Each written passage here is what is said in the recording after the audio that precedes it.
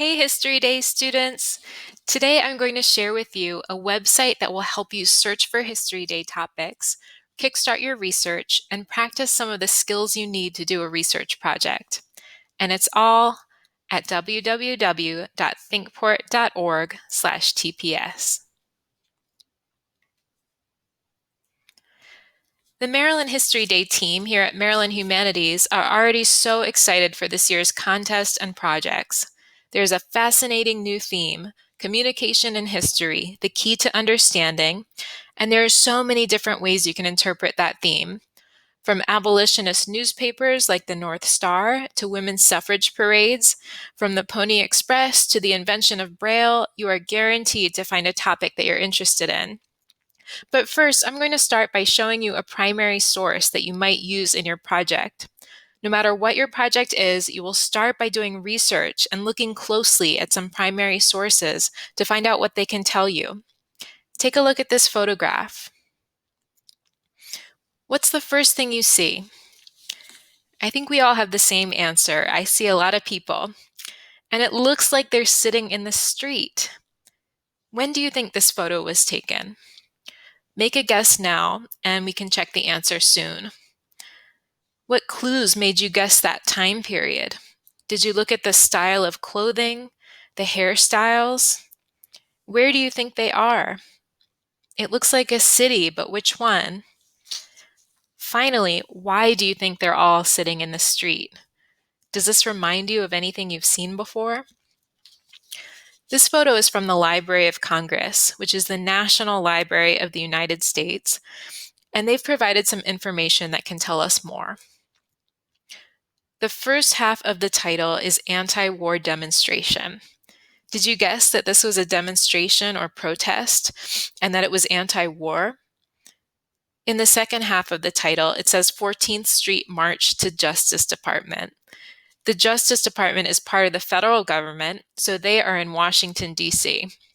Next, we learn the photographer's name and then the date the photo was taken, May 4th, 1971. From this date, do you know which war they are protesting? On the very last line under Notes, we can even see where this photo was originally published, U.S. News and World Report magazine. We could even ask, why did the photographer take this photo? This image is actually part of a set of sources that we've put together all on one topic. We call this an inquiry kit. Inquiry is the process of learning more about something by asking questions and finding answers. We give you 3 thinking questions to start with. Then you can start to think of questions on your own. This kit is all related to public opinion about the Vietnam War. What did this image tell you about people's response to the Vietnam War? It tells me that people were not happy and that they felt so strongly against the war that they wanted to take action and that they hoped the government would notice and make a change. What about this question? How can we relate this moment in history to the NHD theme, Communication in History, the Key to Understanding? This is a perfect example of how people communicate a message with actions instead of words. Anytime people take part in a protest, boycott, or a march, they are communicating their position. Next, you would want to find out how the government, the community, and others understood that message and how they responded. Most of the kits on the Thinkport website have 5 primary sources and 1 secondary source. The primary sources might be photographs, videos, or interviews, as well as illustrations, maps, newspaper articles, and so much more. And the secondary source is an article from a website that we trust, like the Library of Congress or Maryland Public Television, because we know that they get real historians to write their articles. These are all sources that you can use in your History Day project. And the cool thing is, we have created almost 200 different kits for you to choose from, all on different topics in history. Now I'll show you how to get to these inquiry kits. The site I'm at is thinkport.org/TPS. You can also access this page from anywhere on the Thinkport website under Special Collections and Teaching with Primary Sources. To get to the inquiry kits, I am clicking on the image under Inquiry Kits for Social Studies. On this page, you'll see that the inquiry kits are divided into 4 categories. There are 10 kits here. First are the elementary kits. There are 10 kits here that follow the subjects that you learn about in 4th and 5th grade, but they're good for anyone to use. And in fact, there are a few kits in this category that fit perfectly with the NHD theme, so you can take a look there as well. Next, we've got U.S. history kits, world history kits, and U.S. government kits. And there are 60 different topics in each of these 3 categories. First, you can choose from those main social studies categories. I'm going to click on Go to U.S. History Inquiry Kits, so we can explore that category first. Within each category, the kits are organized in chronological sections, from the earliest history to the most recent. This makes it easy to look for the time period that you're interested in. I'll take you to the kit that I just showed you about the Vietnam War. We know that the US was involved in Vietnam in the 1960s and 1970s, so we'll scroll down the page to the more recent time periods. Here under Democracy Challenge, we actually see the photo that I just showed you, and the time period 1968 to 1980 is correct. I'll click View Topics, and it's right here, topic number 2, Public Opinion, America and the War in Vietnam. The cool thing about these kits is you can click any of the sources and it will take you to the place where that source exists on the internet. So for example, if I click the image under Experiencing the Vietnam War, this set of sources is also hosted by the Library of Congress, which you can see right here. And it's full of interviews with Vietnam War veterans talking about their experiences. Some are videos, some are audio, but all have a transcript so you can read the text of the interview as well. Back in the kit, if I click on, for example, that image that we looked at, this is what it looks like on the Library of Congress site. And here is where you can download that image. If you want to use it in your project, if you want to print it out, or if you want to put it on your website, you can download it here. So back in the kit, and actually no matter what kit you're in, one thing you'll notice in the right column menu is this graphic labeled Primary Source Analysis tool. You'll see these 3 words in a circle: observe, reflect, and question. These are the actions to remember as you're taking a close look at these primary sources. If you click either the picture or either of these text links, it will take you to this tool on the Library of Congress website. So again, I'll click Primary Source Analysis tool. And this tool will help guide you as you take notes on each source. To use this organizer, you can right-click and save the PDF. I'm saying save as, and I am going to save it in a folder called Project Notes so that I know where it is. And I'm going to say anti-war protest notes because I like to make notes on that first image that we looked at. So I'm going to save it there. And you have to do this because you should open it in a PDF viewer like Adobe and type your notes in there. Because if you type your notes into it while it's in the web browser like this, it will not save. So you should open it in Adobe. I'm going to open up some notes that I've already made to show you. So in this organizer, again, you can make notes on what you observed, reflected on, and questioned about this source and what needs further investigation. When you observe, you are noticing the things and people in an image, looking for details and reading text. And these are some of the things that we observed about that first photo. Remember, we saw people sitting on the ground.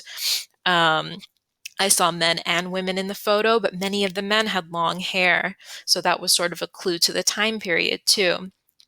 When you reflect on a source, you start to make guesses and predictions about what's happening, and you use what you already know to make those guesses.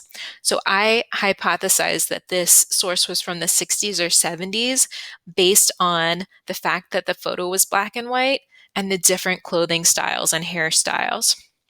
And I was able to confirm that guess using the info from Library of Congress, 1971.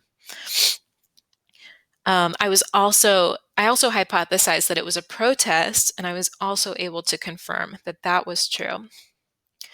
Finally, when you're looking at a primary source, some questions might pop into your head. There might be things you still don't understand, even looking at the extra information on the page. And that's a good thing because that gives you something to investigate. I was able to answer the first 3 questions here using the metadata, but I'm still wondering if the police were present. And for example, if it stayed peaceful or if there are any other photos of the event. Under further investigation, I can look into those questions above, but I added a couple more, asking if the protest was important, if there were notable people present, and how the government responded. And finally, in the additional notes, I've used this space to remind myself how I'm going to use this source in my History Day project in the main event section, and I can use the photo in the website that I'm creating. Now I can save it, and I can come back to this PDF file later as I'm working on my project. Back in the Inquiry Kit site, you'll also notice in the right column menu up near the top a link to a set of research learning modules. So I'll click the image to show you.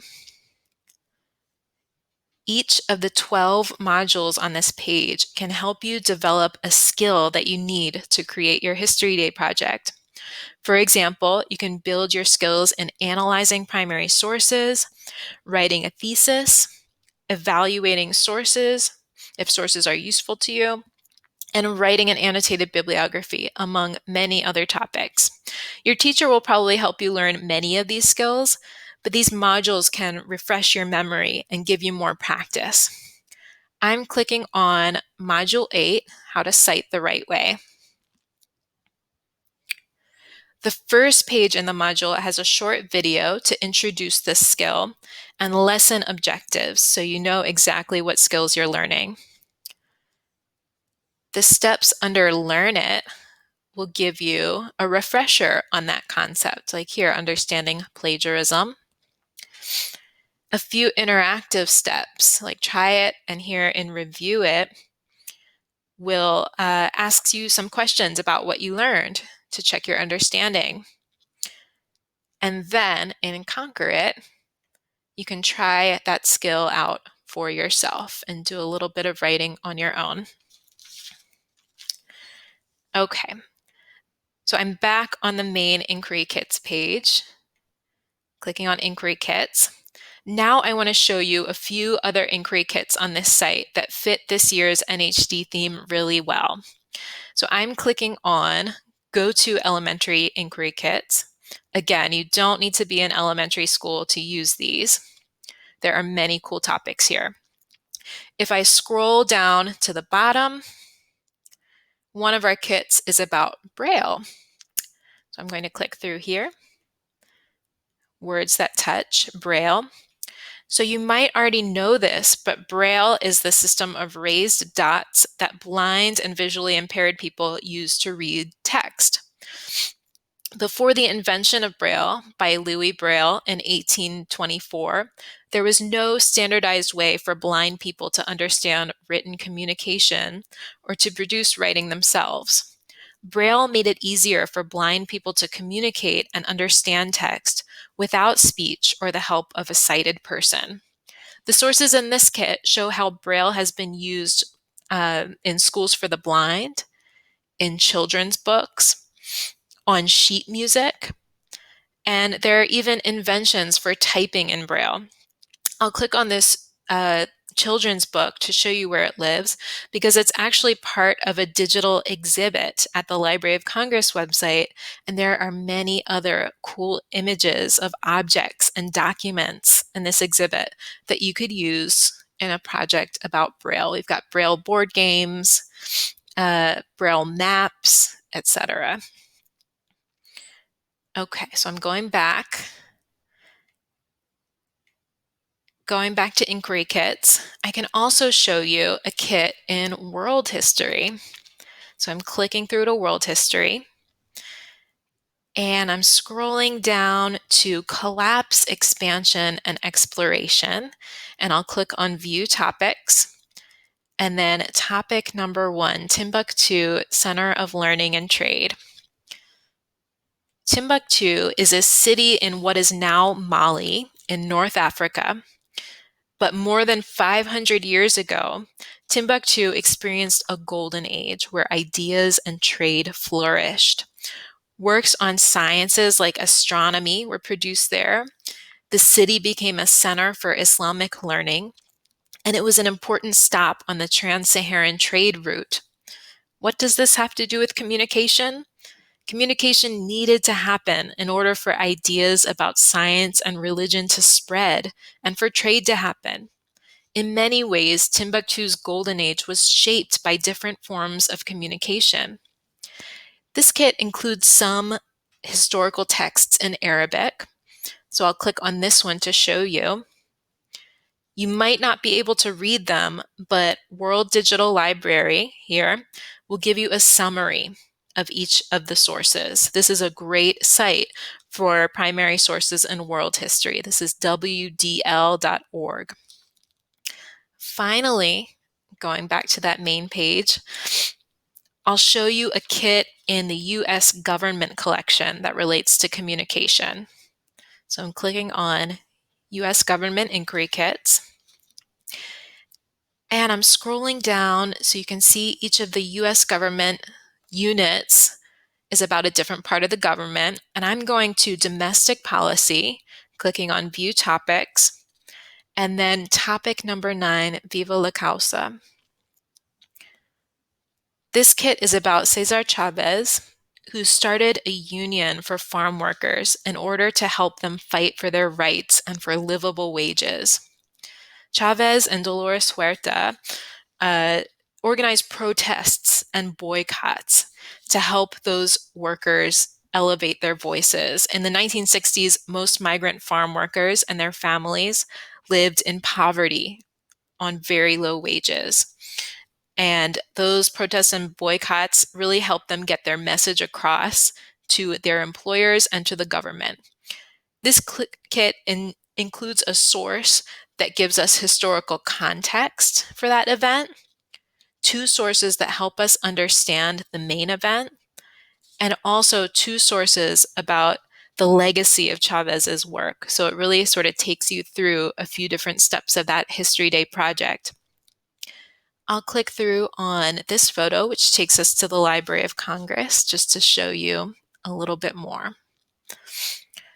So this is just one of many events that you might choose about how regular people use their voices and actions to communicate a message, much like the Vietnam War protesters that I showed you at the beginning of this video. There's so much more to explore on this site. So if you're looking for a History Day topic or looking for a place to start finding primary sources, come to thinkport.org/TPS and click on Inquiry Kits for Social Studies. Good luck with your History Day project, but most of all, have fun.